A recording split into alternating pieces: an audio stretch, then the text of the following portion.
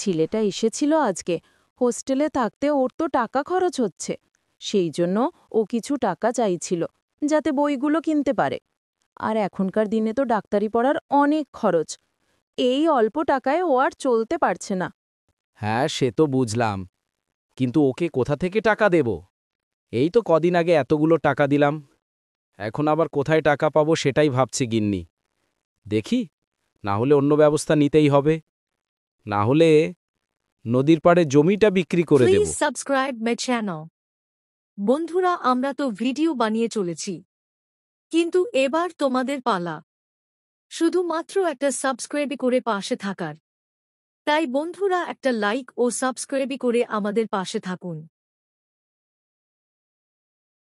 বউয়ের সাথে এই কথা বলে সে চিন্তা করতে করতে নদীর ঘাটের দিকে যেতে শুরু করে।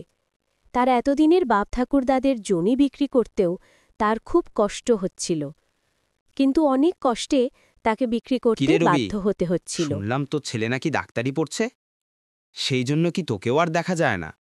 সেই কবে একদিন দেখা হয়েছিল, আজ আবার এতদিন পরে দেখা হলো। আয় একটু বসে দুজন গল্প করি। অনেক দিন হলো, আয়। না গো দাদা, ডাক্তারি পড়ার অনেক খরচ। কত খরচ যে হচ্ছে তোমার আর কি বলবো। এখন জমি বিক্রি করতে হবে, তাছাড়া আর কোনো উপায় নেই। বাপ ঠাকুরদাদের জমি বিক্রি করতে হবে।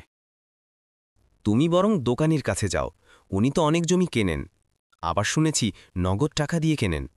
তুমিও গিয়ে দেখো কেমন কি হয়, হতে পারে তোমাকে সাথে সাথে অগ্রিম টাকাও দিয়ে দিল, তাহলে ভালোই হবে তোমার। এই কথা শুনে সে চলল দোকানির কাছে। সে মরিয়া হয়ে উঠেছিল জমিটা বিক্রি করবে বলে।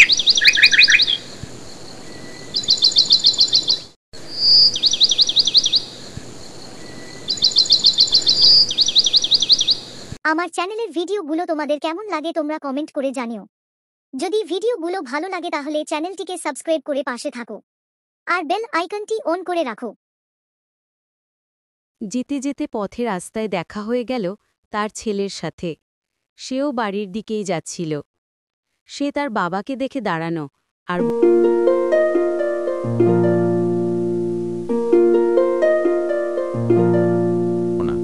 কোনোভাবে তুমি কি টাকাটা জোগাড় করতে পেরেছ?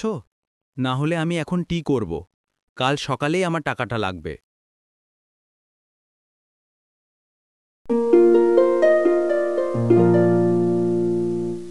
না, এখনো জোগাড় হয়নি। তুই যা, আমি দেখছি। কাল আমি তোকে কলেজে গিয়ে দিয়ে আসব, তুই কোনো চিন্তা করিস না। তুই বরং যা বাড়ি, দুটো ভাত খেয়ে তারপর আবার কলেজ যাস। আমি কালকেই তোকে টাকা দিয়ে আসব। এই বলে সে তড়িঘড়ি দোকানির কাছে ছুটল। সে খুব চিন্তা করছিল কিভাবে সে কি করবে। সেই যেহেতু টাকাটা জোগাড় করতে পারেনি, তাই সে খুব চিন্তায় পড়ে যায়।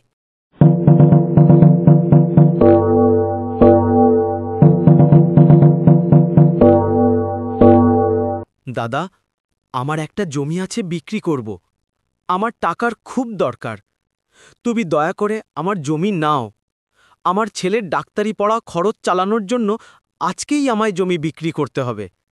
দাদা, জমিটা নিন। হ্যাঁ, ওই নদীর পাড়ের জমিটা তো, ওটা আমি নেব, তবে 20,000 দাম দেব। তুই এক কাজ কর, এখন অগ্রিম 10,000 নিয়ে যা, বাকিটা পরশু এসে নিয়ে যাস। আমি সব। এই বলে সে সব টাকাগুলো নিয়ে সেই রাতের মধ্যেই বেরিয়ে পড়ে ছেলের কাছে। সে কোনো চিন্তাভাবনা না করেই বেরিয়ে পড়ে, যাতে তার ছেলের পড়াশোনা করতে কোনো অসুবিধা না হয়। এইভাবেই প্রত্যেক বাবা মা চেষ্টা করে যাতে তার ছেলে